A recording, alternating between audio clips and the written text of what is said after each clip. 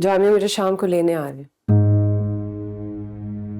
तुम्हारे अब्बू तुम्हें इस तरह से नहीं जाने देंगे और तुमने उसे घर आने का कहती है। तो क्या करती, मना कर देती। तबीयत ठीक नहीं उनकी। क्या हुआ है उसे? बुखार वगैरह का कह रहे थे।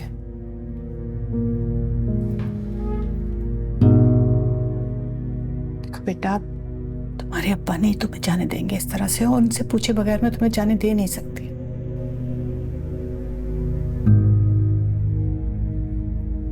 तलाक की बात की है उन्होंने।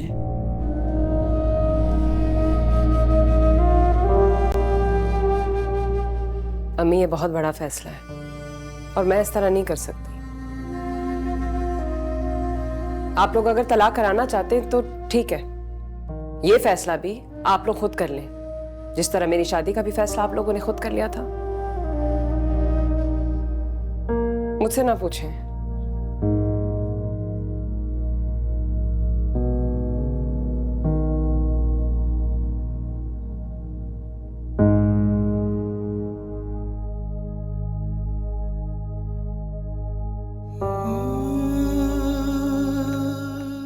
ये क्या, आप जा रही हैं? हाँ, पर क्यों? आपने तो रहना था। जामी की तबीयत कुछ ठीक नहीं है। क्या हुआ है उन्हें? फ्लू वगैरह हुआ हुआ है।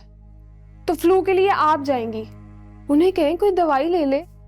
इतनी मामूली सी बीमारी की कौन परवाह करता है। हाँ, करनी तो नहीं चाहिए, लेकिन मुझे तो करनी चाहिए ना, बीवी हूँ उसकी। आप अपनी खुशी से जा रही हैं? खुशी के बारे में सोचना छोड़ दिया मैंने। बंद करो इसे।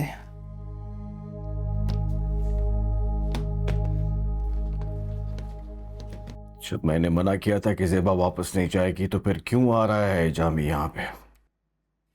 बताएंगे आप?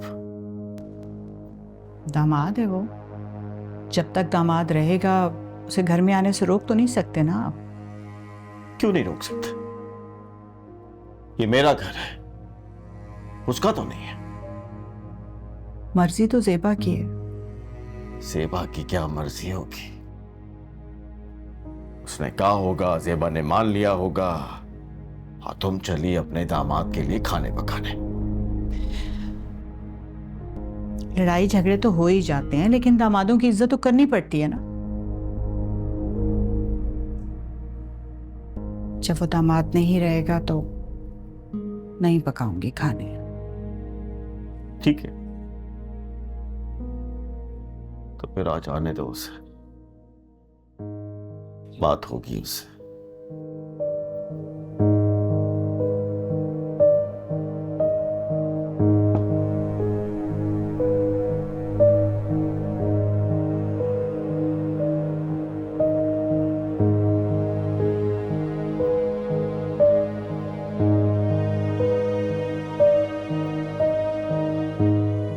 अच्छा,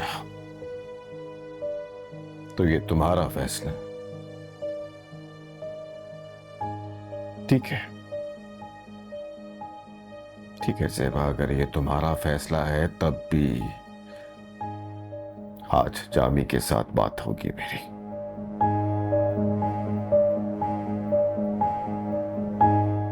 ठीक है अब्बा, लेकिन मुझसे तलाक की बात ना कीजिएगा।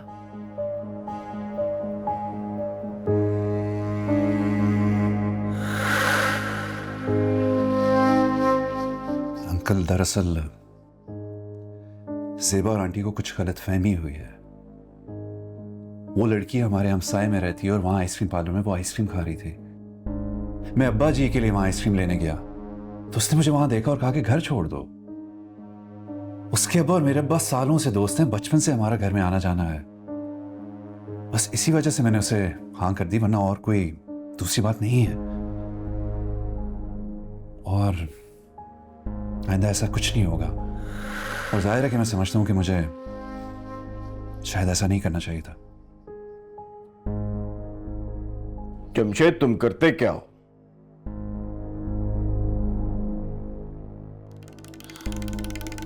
अंकल, बस अभी एक नया बिजनेस शुरू किया है रईस भाई के साथ, इंपोर्ट एक्सपोर्ट का। मैं बहुत जल्द आपको उसकी सारी तफसील भी दे दूंगा। अच्छा, इसका मतलब है तुम पहले कुछ नहीं करते थे।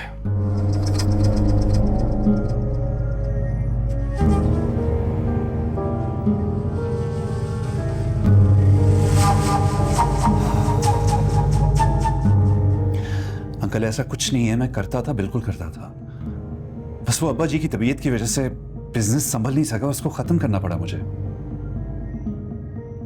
देखिए मेरा इतना तजर्बा है कि मैं 2 मिनटों में बिजनेस खड़ा कर सकता हूँ, उसको चला भी सकता हूँ। और कौन सा बिजनेस 2 मिनट में खड़ा हो सकता है? बिजनेस महीनों में खड़ा होता है, सालों में जाके चलता है, और दिहाइयों के बाद इंसान किसी जगह पहुंचता है, किसी काबिल होता है। समझे? जी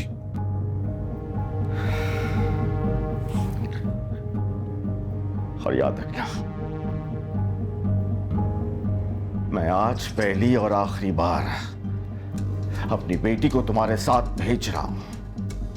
अगर आज के बाद मुझे किसी भी किस्म की कोई भी शिकायत मिली तो मैं तुमसे पूछूंगा नहीं, अपनी बेटी को वापस ले आऊंगा। याद रखना जमशेद मियां, मेरी ज़ेबा, मेरी बेटी मुझ पर कभी बोझ नहीं बनेगी, कभी नहीं।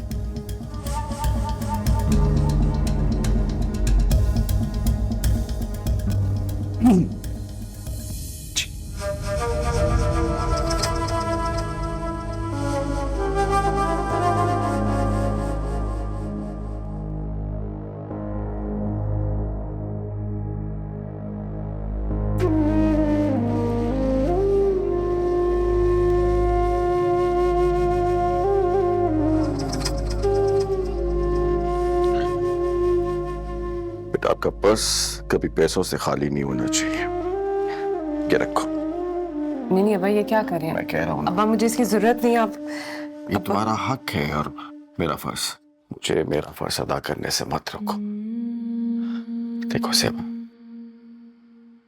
कि तुम्हारा फैसला है, लेकिन मैं फिर कहता हूं, एक बार बेटा फिर सोच लो।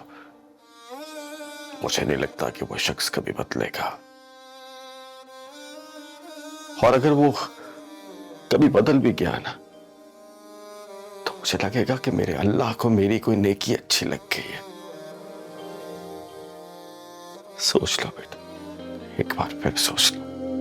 मेरी हमनशी, मेरी मेहरबान, मेरी हमनशी, मेरी मेहरबान, मेरे दर्द की जो दवा नहीं, मेरे अश्क में नसीब है, मेरे अश्क में नसीब है, मुझे तुझसे कोई गिला अपना ख्याल रखना बेटा और जल्दी आना।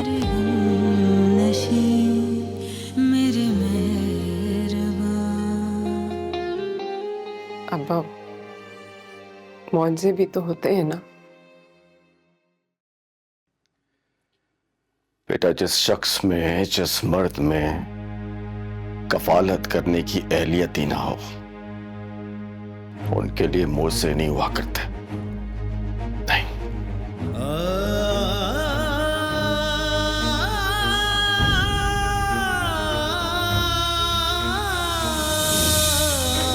ये नसीब है तो कुछ इस तरह, कोई बंद मुट्ठी हो जिस तरह, ये खुले तो क्या निकल आएगा, ये किसी को कोई पता